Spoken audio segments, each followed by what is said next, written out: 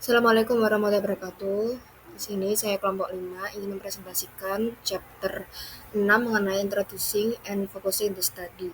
Sebelum mulai materi, di sini saya akan memperkenalkan anggota kelompok 5. Yang pertama saya sendiri, Raina Gunrozika dengan NPM akhir 187. Lalu ada Anggraini Puspita Dewi dengan NPM 044. Yang ketiga ada Nirmala Nur Oktavia dengan NPM akhir 166. Yang keempat ada Vina Dwi Kurniati dengan NPM akhir 181 dan yang terakhir ada Seni Mutiara dengan NPM akhir 258. Nah, di sini saya akan masuk sub pertama yaitu tentang question for discussing. Di sini tuh ada 4 poin. Poin pertama itu ada how can the problem statement be best written to reflect one of the approaches to qualitative research. Di sini menurut Creswell, pernyataan masalah atau problem statement adalah fondasi awal dari penelitian kualitatif. Penyusunannya itu harus dilakukan dengan sangat hati-hati karena pernyataan masalah itu akan menentukan arah pendekatan kualitatif yang digunakan. Nah, di sini itu dijelaskan bahwa problem statement itu harus memuat 5 unsur.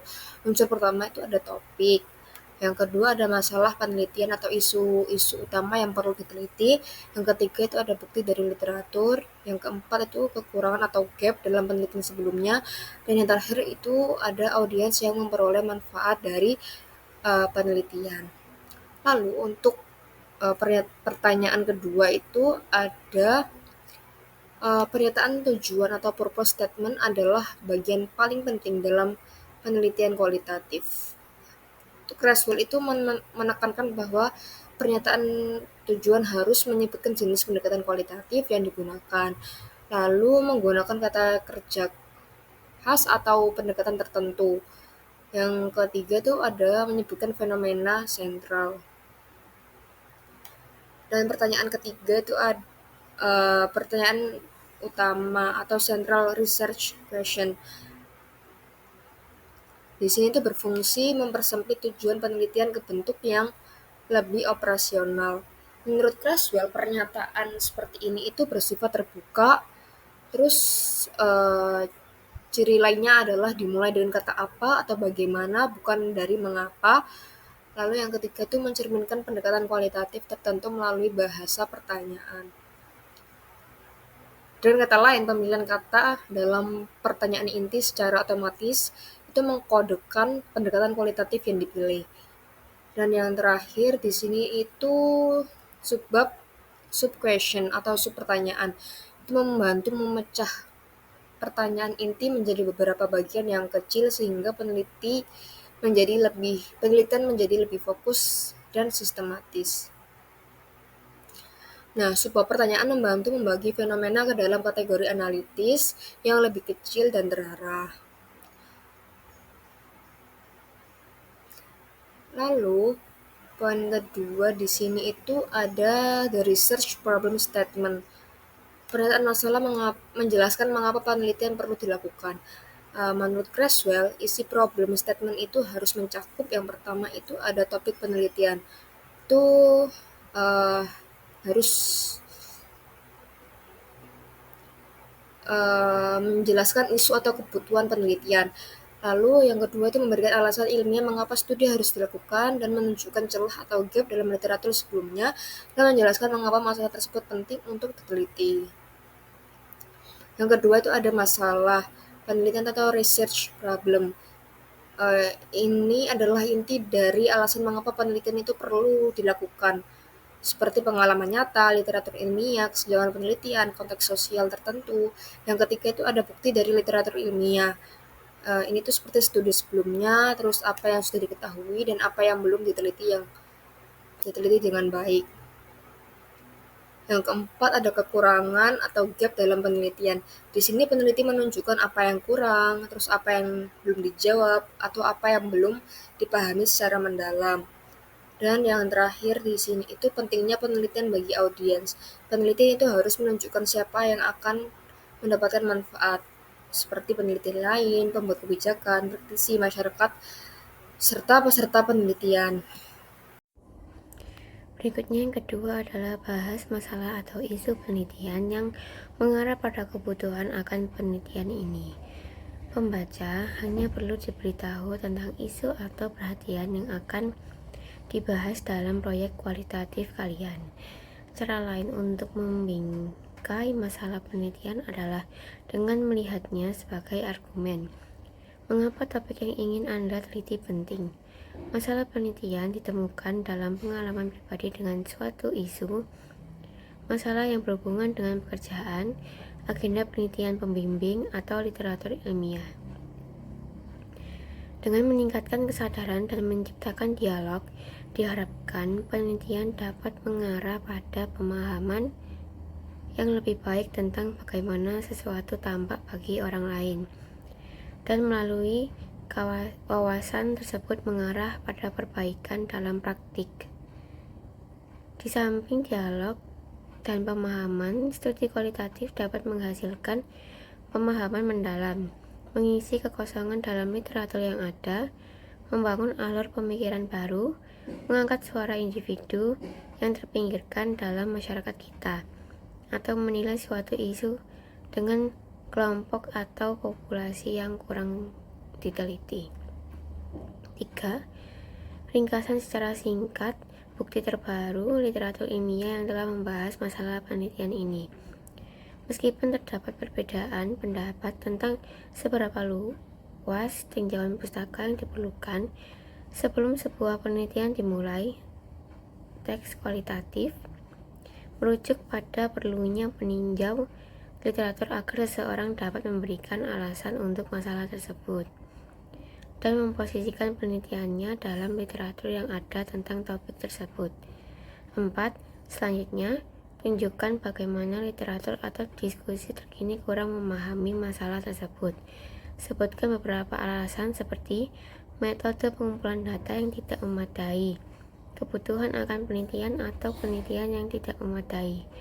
Disinilah di bagian kekurangan dalam pendahuluan informasi yang berkaitan dengan salah satu dari 5 pendekatan kualitatif dapat disisipkan dalam penyataan masalah untuk studi naratif.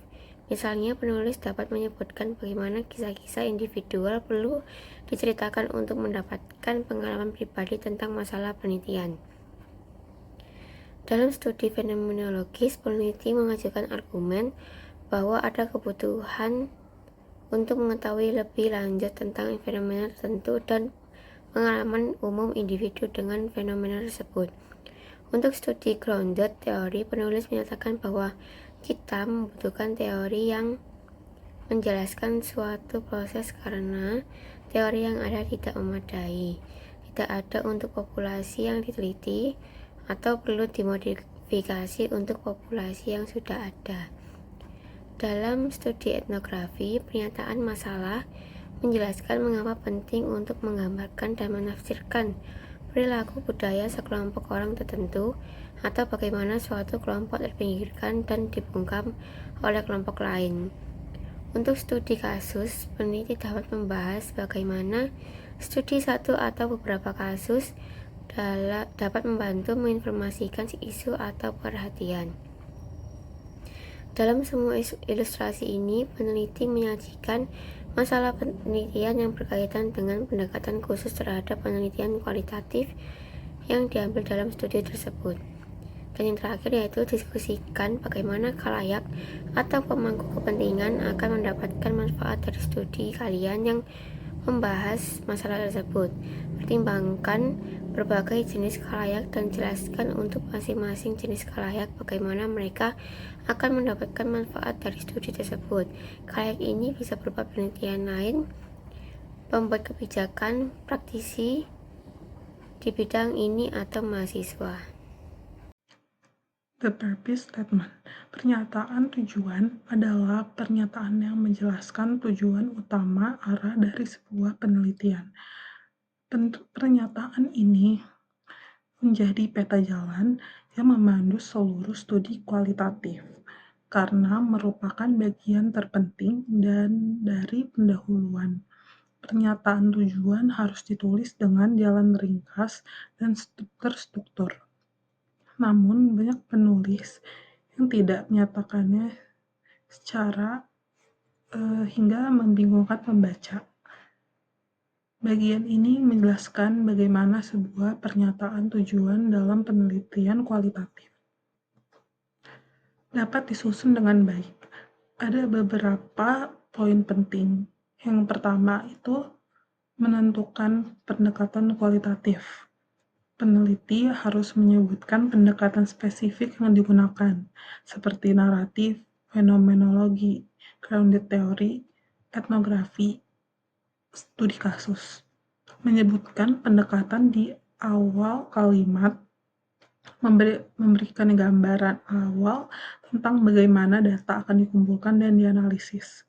Yang kedua itu menggunakan kata kunci yang spesifik. Teks menekankan bahwa peneliti harus menggunakan kata kerja yang sesuai dengan jenis penelitian kualitatif. Contoh umumnya itu meliputi yang pertama, understand experience untuk studi naratif. Yang kedua itu describe untuk studi kasus, etnografi, dan fenomenologi. Yang ketiga itu meaning ascribe untuk fenomenologi. Yang keempat, develop atau generate untuk grounded theory. Yang kelima, discover yang dapat digunakan untuk semua pendekatan. Yang ketiga itu ada mengidentifikasi fenomena utama. Peneliti harus menyatakan dengan jelas konsep utama yang diteliti. Penelitian kualitatif biasanya berfokus hanya pada satu fenomena utama pada tahap awal. Yang keempat itu memberikan indikasi mengenai partisipan dan lokasi penelitian. Pernyataan tujuan harus menyebutkan siapa partisipasinya dan di mana penelitian dilakukan. Jenis partisipan bergantung pada pendekatan yang digunakan. Jika satu individu, maka menggunakan naratif dan studi kasus. Jika beberapa individu menggunakan grounded theory dan fenomenologi. Jika satu kelompok menggunakan etnografi, satu program peristiwa atau kejadian menggunakan studi kasus. Penulis menyarankan agar penelitian memberikan definisi awal mengenai fenomena utama, meskipun definisi tersebut masih bersifat tentatif. Definisi ini dapat berbeda-beda tergantung pada pendekatannya. Studi naratif dapat menjelaskan jenis cerita yang dikumpulkan. Fenomenologi merujuk pada makna dan suatu pengalaman tertentu. Grounded theory mengidentifikasi konsep atau proses inti. Etnografi menyoroti konsep-konsep budaya yang penting. Dan studi kasus menerapkan batasan serta isu utama dari kasus yang diteliti. Selanjutnya mengenai the research question. Nah, tujuan dari pertanyaan penelitian kualitatif adalah mempersempit tujuan menjadi beberapa pertanyaan yang akan dibahas dalam studi. Nah, di sini saya membedakan antara pernyataan tujuan dan pertanyaan penelitian agar terlihat jelas bagaimana keduanya dikonseptualisasikan dan disusun. Nah, beberapa penulis itu menggabungkannya atau hanya mencantumkan pernyataan tujuan dalam artikel jurnal tanpa pertanyaan penelitian. Namun, dalam banyak studi kualitatif seperti disertasi dan tesis, pertanyaan penelitian ini dinyatakan terpisah dari pernyataan tujuan.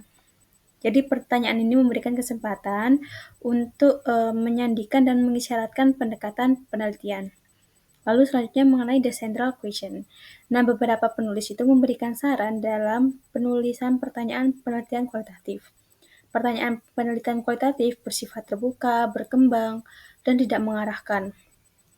Pertanyaan ini menyatakan kembali tujuan peneliti secara lebih spesifik dan biasanya dimulai dengan kata what atau how untuk mengeksplorasi fenomena sentral. Nah, pertanyaan itu sedikit jumlahnya dan dapat berupa grand tour hingga lebih spesifik. Nah, peneliti itu disarankan mereduksi seluruh studi menjadi satu pertanyaan sentral dan beberapa subpertanyaan. Merumuskan pertanyaan sentral membutuhkan usaha karena sifatnya yang luas.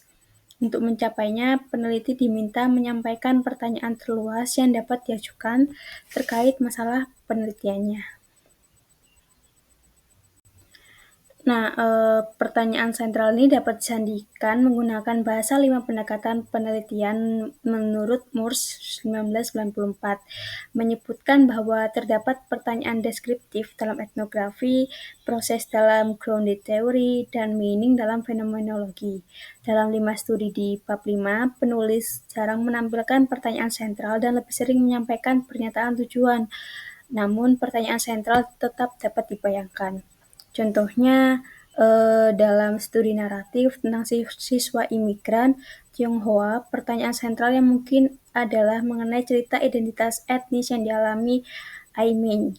Dalam studi fenomenologi tentang representasi penyakit oleh penderita AIDS, pertanyaannya mungkin tentang makna yang mereka berikan terhadap penyakitnya. Dalam grounded teori mengenai proses integrasi aktivitas fisik perempuan Afrika Amerika, pertanyaannya mungkin berkaitan dengan teori proses perilaku yang menjelaskan integrasi tersebut. Nah, dalam etnografi mengenai gerakan SXE, pertanyaannya mungkin tentang nilai inti dan pemahaman pengalaman anggota subkultur. Dalam studi kasus tentang respon kampus terhadap insiden penembakan. Diajukan beberapa pertanyaan tentang apa yang terjadi, siapa yang terlibat, tema respon, serta konstruksi teoritis yang dapat memahaminya. Nah, contoh-contoh ini menunjukkan bahwa penulis itu mungkin tidak selalu menuliskan pertanyaan sentral, namun pertanyaan tersebut tetap ada secara implisit dalam studi. Untuk artikel jurnal, pernyataan tujuan lebih umum digunakan dibandingkan pertanyaan sentral. Namun, untuk penelitian pascasarjana seperti tesis atau disertasi, tren menunjukkan penggunaan keduanya, yaitu pernyataan tujuan dan pertanyaan sentral. Nah, selanjutnya di sini ada materi tentang subquestion atau subpertanyaan. Jadi, seorang penulis biasanya menyajikan sejumlah kecil subpertanyaan yang semakin merinci pertanyaan utama ke dalam beberapa area kajian. Di sini ada beberapa saran untuk menulis subpertanyaan, yaitu yang pertama ada sajikan sejumlah kecil subpertanyaan untuk lebih memperjelas pertanyaan utama. Biasanya merekomendasikan 5 hingga 7 subpertanyaan. Pertanyaan baru dapat muncul saat pengumpulan data dan seperti semua pertanyaan penelitian kualitatif, pertanyaan tersebut dapat berubah atau berkembang seiring jalannya penelitian.